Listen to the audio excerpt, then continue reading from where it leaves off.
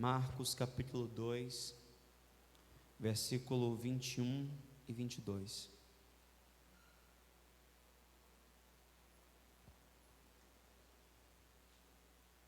Muito bom. A palavra de Deus para nós diz assim: ninguém deita remendo de pano novo em roupa velha. De outra sorte, o mesmo remendo novo rompe o velho, e a rotura ou o buraco fica maior. E ninguém coloca vinho novo em odre velho. De outra sorte, o vinho novo rompe os odres e entorna-se o vinho, e os odres estragam-se. O vinho novo deve ser colocado em odres novos. Bem, o Senhor Jesus, Ele está falando aqui no contexto sobre jejum. E quando Ele vai falar sobre jejum, Ele vai mostrar que a postura correta do jejum não é o sacrifício, não é o quanto dói. E nesse aspecto, eu confesso que eu já fiz jejuns que na verdade eram sacrifícios de tolo, porque massacrava o corpo, não tratava a alma e não conectava o espírito. Porque fazer jejum não é passar fome. Fazer jejum é abdicar do alimento para estar com Deus. Aí alguém diz: mas pastor, não seria a mesma coisa? Não. Sabe quando você está tão envolvido em algo,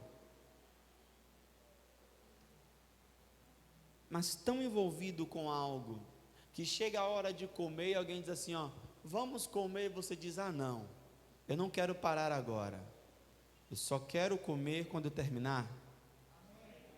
Jejum é isso, é você estar tão envolvido com a presença de Deus, que você abdica de uma necessidade vital e básica do corpo, que é se alimentar, para estar com Ele. O jejum na antiga aliança era para massacrar o corpo, para humilhar a carne, para mostrar ao homem a sua vulnerabilidade diante da grandeza de Deus. O jejum na lei, o jejum na graça, ele vem com uma finalidade: gerar em você sensibilidade à voz de Deus. Então tem muita gente passando fome, achando que está fazendo jejum, quando na verdade jejum não é passar fome. Está comigo aqui? O que seria o jejum? O jejum é tal qual você ir no dentista e fazer uma limpeza. Os dentes são os mesmos, não mudaram. A arcária dentária é a mesma, a boca é a mesma. Mas quando você volta de lá, você volta com a sensibilidade maior. Porque o dentista conseguiu fazer uma limpeza mais profunda que você, talvez em casa, na sua profilexia dentária contínua, você não consiga fazer. E porque ele conseguiu extrair o maior número de impurezas dos seus dentes ficam mais sensíveis. Assim é o jejum. É uma prática espiritual que, associada às outras práticas espirituais, vão te conduzir a uma maior sensibilidade. Jejum sem oração é passar fome, viu? Essa era a hora que os irmãos diziam: uau, eu não sabia. Jejum sem oração é passar fome. Bem, mas não é sobre isso que eu quero falar propiciamente. O Senhor Jesus está trazendo um novo entendimento, falando sobre uma nova mentalidade, os discípulos estão discutindo porque os discípulos de João jejuavam e Jesus não, e os discípulos de Jesus não. Jesus diz: é simples, eles estão com o noivo, então quando está com o noivo você faz festa, mas vai chegar um tempo que eles vão jejuar também. Então chega um entendimento novo, de maneira que Jesus vai dizer o seguinte: olha que comparação, ninguém coloca um pedaço de pano novo para tapar um buraco de uma roupa velha. Por quê? O pano vai ser mais forte que a roupa e ele vai rasgar a roupa. Então o que Jesus quer dizer é: se você quer tapar um buraco, tape com um pano equivalente, tão velho quanto. Se você colocar um remendo novo na roupa velha, o buraco vai ficar maior. Do mesmo modo, e disso eles entendiam muito bem, ninguém vai colocar vinho novo em um odre velho. O vinho novo ele vai fermentar, o odre velho ele não tem a flexibilidade necessária e vai romper o odre e perder o vinho. Então observe o que ele está dizendo: uma coisa conserva a outra. O que isso tem a ver com o jejum? Tudo. O entendimento novo conserva o corpo novo. Eu não posso colocar o entendimento novo em uma mentalidade velha. Se eu colocar um entendimento novo em uma mentalidade velha, quando esse entendimento começar a fermentar, vai se estragar, a pessoa vai se perder. É por isso que é necessário ter uma mentalidade renovada, recebendo um novo entendimento, e ambos se conservam. Está comigo? É por isso, meus irmãos, que eu vou falar uma coisa que eu acho que eu nunca falei aqui, mas é por isso que não é aconselhável você que come do altar de Betel está misturando entendimentos, porque você vai estar aqui ouvindo graça, reino, paternidade, fé, confissão, liberdade em Cristo. Aí você vai ligar o rádio dizendo você que vai ouvir a palavra de Deus, só que você vai ouvir essa palavra da boca de um homem que não tem do mesmo entendimento, e enquanto você está ouvindo aqui graça, você vai ouvir lá lei. Você vai ouvir aqui favor, você vai ouvir lá pagar o preço. Você vai ouvir aqui cura, eu sou curado, minha identidade em Cristo, quem eu sou, o que eu tenho, para que eu fui chamado, e lá você vai ser chamado de servo, de escravo, e aí a sua mente vai entrar em quê? Em parafuso. Eu já tive a oportunidade de ir a alguns estados, e é impressionante como nós estamos no mesmo país, mas o tempero muda totalmente. Nós baianos comemos muito cominho, coentro, isso é coisa de baiano. Aí você cai para Minas, alho. Você cai para São Paulo, sazon.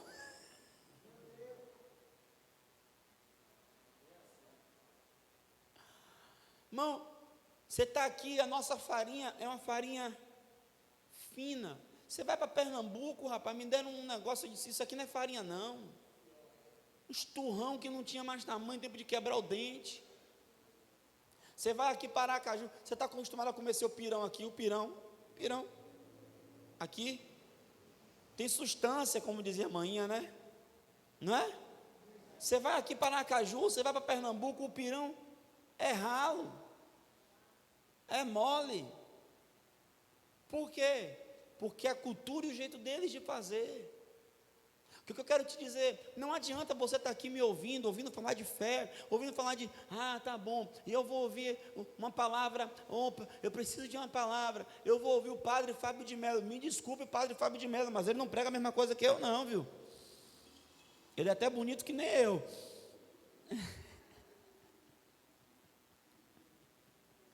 Mas ele não prega a mesma coisa que eu não. E aí você não sabe porque que sua mente está bagunçada, porque, olhe para mim, se você não tiver um GPS bem alinhado, você se perde, meu irmão. Então aprenda a discernir, e nessa noite eu quero pregar dentro do seguinte tempo de transição. Jesus estava dizendo: olha, eles estão com noiva, eles não jejuam, mas vai chegar o tempo que eles vão jejuar. Então mude a mentalidade para vocês alcançarem isso. Para eu viver o que Deus tem para mim neste tempo, Eu preciso transicionar a minha mente. Irmão, sabe, às vezes eu olho alguns irmãos, eu vejo a obra que o Espírito Santo está fazendo na vida de alguns irmãos, e eu percebo que nós somos como casas velhas. Sabe, uma casa muito velha, uma casa velha com a fiação bem velha, cheia de remendo, hein, seu Antônio? Cheia de remendo, cheia de fita isolante, sabe?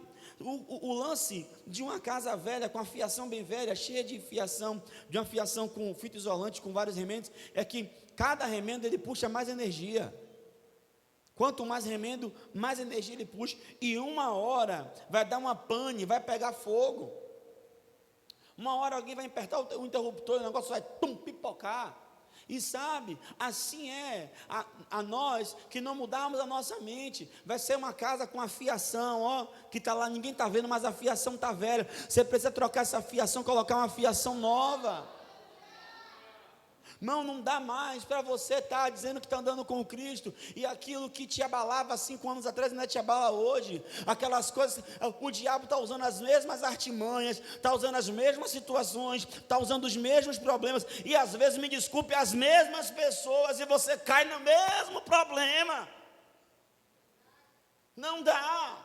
Você precisa transicionar na sua mente para viver o que Deus tem para você. Você está aqui. Sabe, irmãos, eu percebo que para você entrar no tempo que Deus tem, é como pular corda. É como pular corda. Sabe quando o pessoal ficava batendo a corda e alguém ficava de fora, observando o tempo, observando o ciclo, observando o momento para entrar naquele ciclo? Ok, é a mesma coisa nós temos que observar o tempo e perceber o ciclo do Espírito Santo e perceber qual é o tempo que nós temos que entrar, porque se você entrar fora do tempo você cai, se você entrar fora do tempo você se machuca, se você entrar fora do tempo você se perde. Em tudo na vida, não queira acelerar, nem queira postergar o tempo, queira estar na sincronia do Espírito Santo. Aleluia. Você precisa entender o tempo de Deus para a sua vida. Se esse tempo é um tempo de busca, de consagração, é um tempo de separação, entre neste tempo e viva este tempo. Não fique neste tempo olhando o tempo do outro, porque você vai perder sua sincronia aqui. Quem está comigo aqui? Se eu entendo que este tempo na minha vida é um tempo de busca, é um tempo de consagração, é um tempo de jejum, é um tempo de falar pouco, eu não posso olhar para o tempo do vizinho, querido. Você precisa abrir a sua mente, porque olhe para mim, eu até falei isso, eu já ouvi a seguinte frase: ah, Deus não está demorando, Deus está caprichando. Isso é história. Deus, ele é atemporal, ele criou o tempo. Deus é Deus antes do tempo. A Bíblia diz: antes que houvesse dia. Por que há dia? Porque há tempo, porque ele colocou o sol e a lua para governar dia. Antes que houvesse dia, ou seja, antes que estivesse tempo. Deus, ele não está no tempo, ele está de fora do tempo, enxergando o tempo. Deus, ele não está dentro do tempo. Então Deus, ele não atrasa e ele não adianta. Quando Deus, ele fala algo,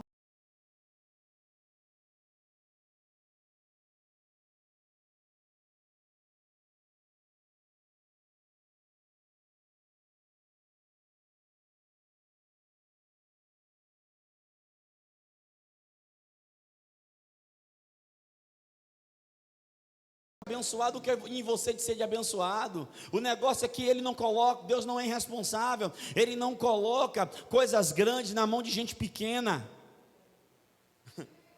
Você precisa começar a entender a transição do tempo. O tempo mudou. Eu me lembro que quando eu era criança, eu ouvia os meus pais dizerem: faça o que eu digo, mas não faça o que eu faço.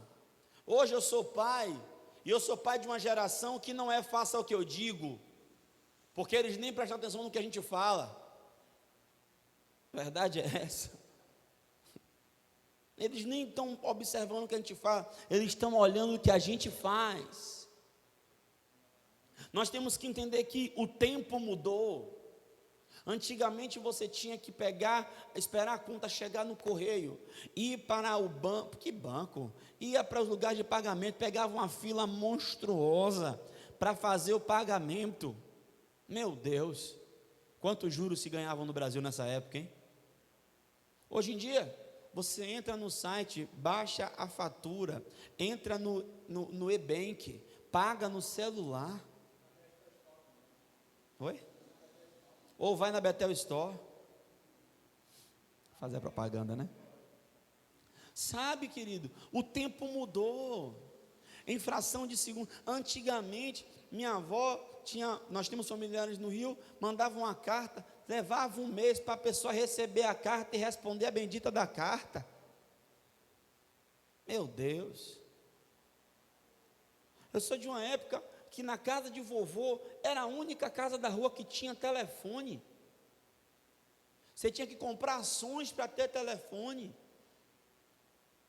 Impressionante. Júnior, Sofia tem telefone desde os 6 anos. O tempo mudou. E se você não entender que o tempo mudou, você fica para trás. E eu quero te falar uma coisa sobre o tempo no âmbito espiritual. 1 de João diz: filhinhos, é jaz a última hora. Nós estamos no último momento da igreja na terra. E você precisa acordar, porque nessa última hora, a Bíblia diz que teria muito escândalo, muito falso profeta, muitos lobos devoradores do nosso meio. A Bíblia diz que nessa última hora, por aumentar a iniquidade, ou seja, o pecado vai aumentar. Ninguém está enganado aqui. O pecado vai aumentar. Então, por se aumentar a iniquidade, o amor de quem? De muitos esfriarão. Na última hora, você que é santo, santifique-se mais. Nessa última hora, você precisa buscar a Jesus, querer Jesus, amar Jesus, desejar Jesus. Não dá. Sabe, quando eu leio esses textos, o meu coração parece que sente, sabe, fim de feira? Você já teve a infelicidade, porque eu não acho que isso é felicidade não, mas a infelicidade de querer comprar alguma coisa, chegar na feira, no final da feira, é horrível. Primeiro que você não acha muita coisa boa. Segundo que está todo mundo com pressa. Que quer fechar a banca, está desde 5 horas da manhã, quer fechar a banca, vamos embora, e você está correndo. A mesma coisa, irmão, nós estamos no final da festa, nós estamos esperando a qualquer momento a trombeta tocar, Jesus Cristo vai voltar. E eu vou falar uma coisa, que tem um risco que ninguém lembra, ninguém gosta de falar essas coisas, mas eu falo, Jesus pode voltar a qualquer momento, ou você pode voltar para Jesus a qualquer momento também. É um tempo